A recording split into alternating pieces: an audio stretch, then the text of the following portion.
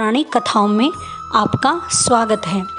कार्तिक मास का महीना हिंदू धर्म का सबसे पवित्र महीना होता है। माना जाता है कि इस महीने में पवित्र नदियों के जल में सभी देवता निवास करते हैं, इसलिए सभी भक्त कार्तिक महीने में पवित्र जल से स्नान करते हैं। साथ ही इस मास को दामोदर मास भी कहा जाता है। ऐसा इसलिए कहा जाता है कि पौराणिक कथाओं के अनुसार एक बार भगवान कृष्ण को राधा जी से मिलने में देरी हो गई। ऐसा होने से राधा जी बहुत क्रोधित हो गई और इस प्रकार विलंब होने पर राधा जी ने भगवान कृष्ण को पेड़ों की लताओं से बांध दिया।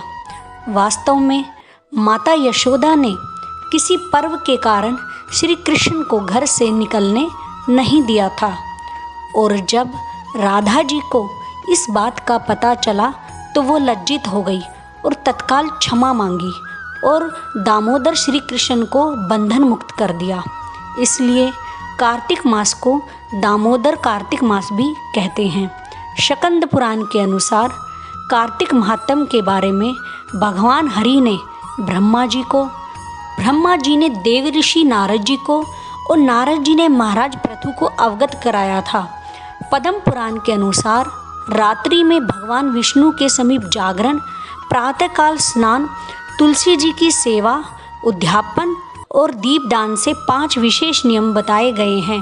कार्तिक मास का पहला अध्याय सुनाने से पहले आप सभी से अनुरोध है कि कमेंट बॉक्स में कार्तिक मास की जय अवश्य लिखिएगा और मेरे चैनल को लाइक एंड सब्सक्राइब जरूर कीजिएगा।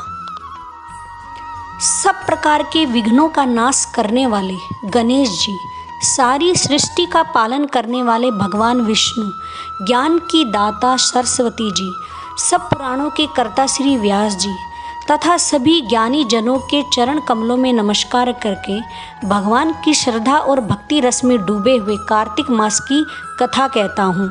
सभी पापों से मुक्ति दिलाकर इस लोक में सर्व सुख, धन, वैभव, रिद्धि, सिद्धि और अंत में मोक्ष प्रदायक यह पावन कथा है। प्रथम अध्याय। एक समय धर्म के गूढ़ रहस्यों और ज्ञान, विज्ञान और शास्त्रों में वर्णित कथाओं पर गहन चर्चा करने हेतु 88,000 ऋषि मुनि और नैमिषारण्य तीर्थ में एकत्रित हुए। उनके मध्य महर्षि वेदव्यास, सुयोग्य शिष्य सूत जी महाराज ऐसे सुशोभित हो रहे थे जैसे आकाश में तारों के मध्य चंद्रमा। धर्म के सभी गूढ़ रहस्यों और 4 वेदों, 6 शास्त्रों और 18 पुराणों के ज्ञाता श्री सूत जी से सोनाकादि 88,000 ऋषि मुनियों ने कहा, हे मुनि श्रेष्ठ श्री सूत जी, आप कृपा करके हमें कोई ऐसा सरल उपाय बताइए जिससे हमारी इस महाघोर कलयुग के प्रहार से रक्षा हो सके। समस्त ऋषि मुनियों के मुख से यह बात सुनकर श्री सूत जी बोले, तुम्हारी श्रद्धा तथा प्रभु भक्ति देखकर मेरा हृदय बहुत ही प्रसन्न है। इसी से आज मैं तुम्हें कार्तिक महात्म की पावन कथा सुनाता हूँ। इसके सुनने से इस कलिकाल में मनुष्य के समस्त पाप नष्ट हो जाते हैं और मनुष्य बैकुंठ में वास हो जाता है। सो आप सावधान होकर सुनिए।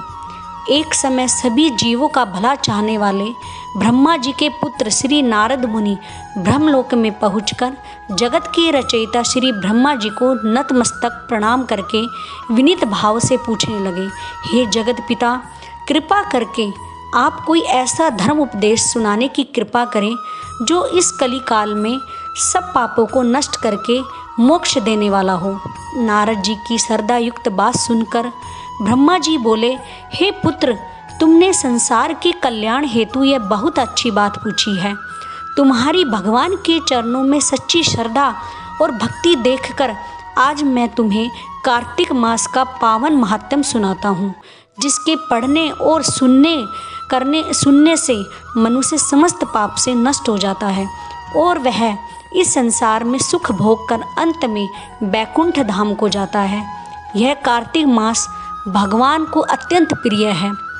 कार्तिक मास में किया हुआ व्रत, दान, नियम, संयम, पूजा पाठ, कथा श्रवण और भगवान के नाम का जाप कीर्तन अत्यंत फल प्रदान करते हैं।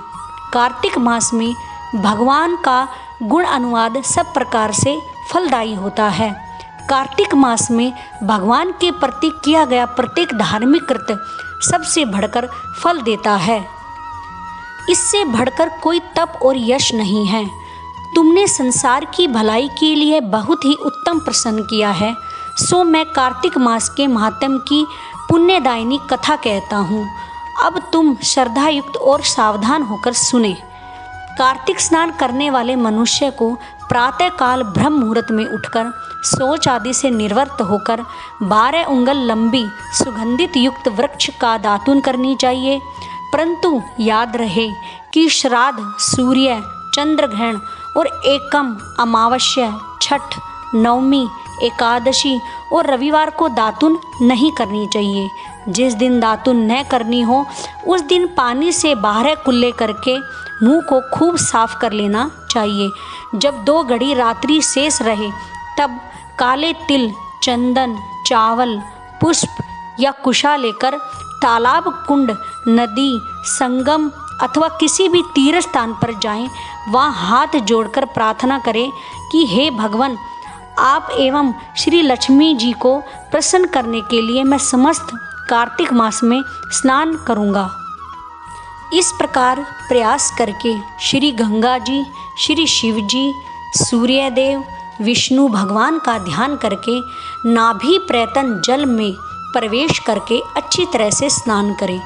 फिर जल से बाहर निकलकर देवता, ऋषि और पितरों का तर्पण करें। स्नान करके भेड़, बकरी की धूल से बचना चाहिए। छींक, थूक, कुत्ता, कौवा, ऊँट, उल्लू आदि से भी बचना चाहिए। यदि भूलवश इनमें से किसी का स्पर्श हो जाए तो पुनः स्नान करना चाहिए। मिथ्यावादी और नीच प्रकृति वाले मनुष्य से वार्तालाप नहीं करनी चाहिए। इसके बाद षोडशोपचार विधि से भगवान का पूजन करना चाहिए। भगवान को अर्घ्य देना चाहिए और प्रार्थना करनी चाहिए कि हे भगवान, आप श्री राधा जी सहित मेरे इस अर्घ्य को ग्रहण कीजिए। इस प्रकार प्रार्थना करके आह्वान, पाद्य, अर्घ्य, आचमन, स्नान, वस्त्र, चंदन, अक्षत, पुष्प, धूप, दीप, नैवेद्य, तांबुल, पुंगी फल, दक्षिणा, नमस्कार, यह 16 चीज़ें मूर्ति को अर्पण करते हुए तुलसी की मंजरी से भगवान की पूजा आराधना करनी चाहिए। बोलो विष्णु भगवान की जय।